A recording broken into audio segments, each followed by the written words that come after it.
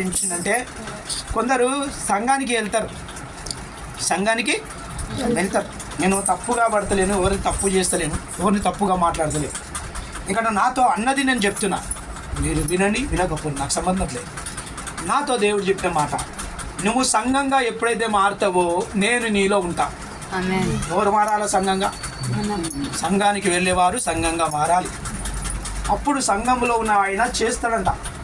అయితే అటవైన వారంలో నేను ఊబర్ రాబరీ చేసినప్పుడు చాలా బాధపడ్డా. ఏంది ప్రభా, ఇది నేను సేవ చేయాలా, వాక్యం చెప్పాలా, ఇట్లా ఇవి చేయాలంటే నాకు నచ్చలేదు.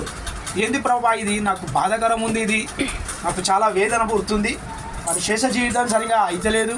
ఎవరు చూసినా మరి కించగా నన్ను చూస్తున్నారు.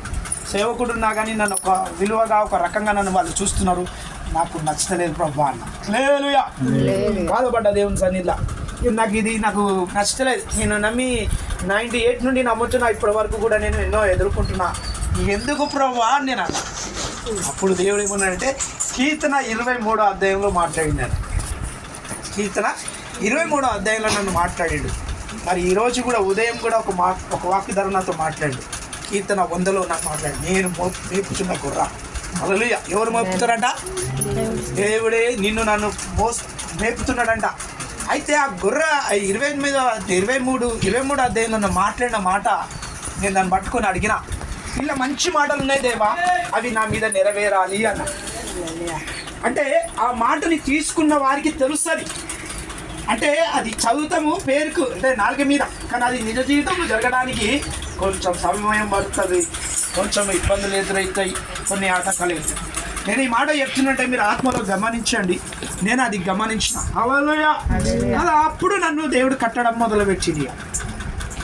ఒకటి, సేవలు తీసుకెళ్ళడం మొదలుపెట్టిండు.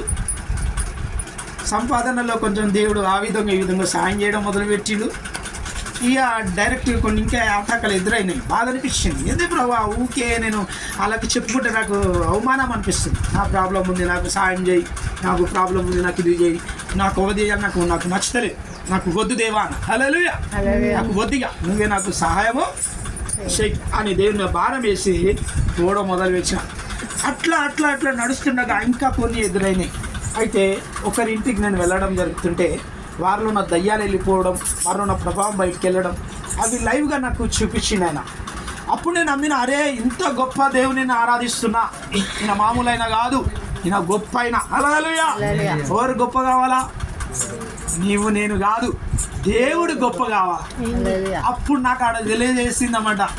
నేను ఆ ఇంట్లో పోవడం వల్ల అక్కడ దేవుడు కార్యం జరిగే, అది నా వల్ల అయింది కాదు ప్రభువా, నీ సన్నిధిలో నేను ఎట్లయితే యథార్థంగా నడుస్తున్నానో నువ్వు నాకు చూపిన కార్యం ఇది. హల్లెలూయా. ఎవరు చేసినది? దేవుడు చేసిన కార్యము. దేవుడు చేసిన. కీర్తన ఒక లోపలికి